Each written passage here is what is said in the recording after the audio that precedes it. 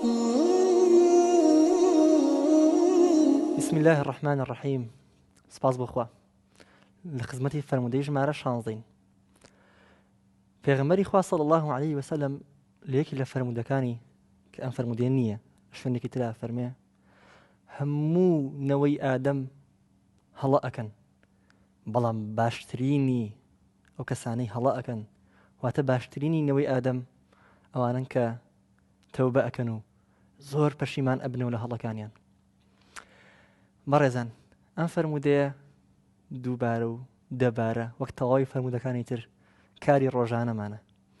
ئێمە هەموو ڕۆژێ لەگەڵ شەیتانە بۆ ڕێگەی بەهەشت شەڕمانە لە منافەسە و شەڕێکی قورسین.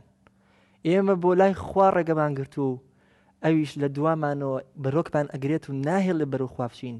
هەموو هەوڵ و پیلانەکانی خۆی جێبەجێ دەکا بۆ ئەوی لە خوا دوورمان بخاتەوە و بەرەو چاڵەکانی دۆزەخ بمان بە. هەنگاوەکانی ئەم بەرەو دۆزەخ چوونە کە شەیتان زۆر کاری پێیەتی بریتیە لەو گوناهە بچووکانەی کە ڕەنگە ئێستا من و تۆ زۆر بە هەندوەریان نەگرین.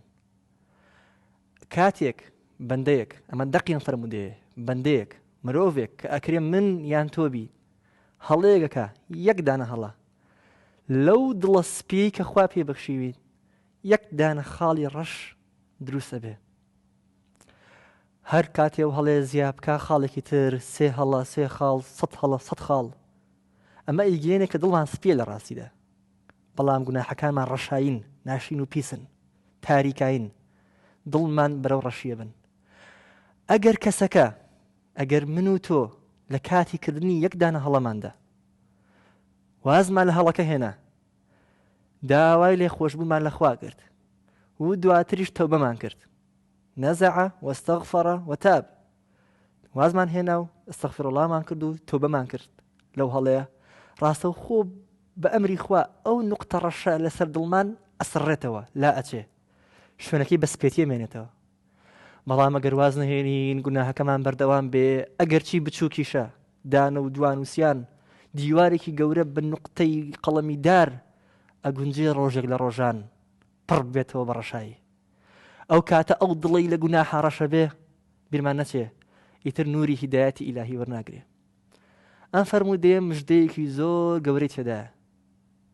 ئەی موسڵمان ئەو کەسی کەسە گەو لێمە گوناهەکەی بەڵێ بەڵام هەر کاتێک گوناهە کرد دەرگایتەوە بۆ لێ خۆشببوونی خوا کراوەیە لێت خۆشە بێ دەی ڕێگە نەدەی کاغەزی دڵت دیوارە سپێکەی دڵت پڕ بێ لە نوقتەی ڕەش یەکسەر بە ئەستەغفیرڵڵا بە تەوبە بە وازهێنان بیسڕەوە بۆ ئەوەی بە دڵێکی سپیەوە بگەڕێنەوە بۆ لای خوا دەرگایتەوە بە کراوەی بیرمان نەچێ با دڵەکانمان بە ئەستەغفیرڵڵا بە تەوبە سپی بکەینەوە.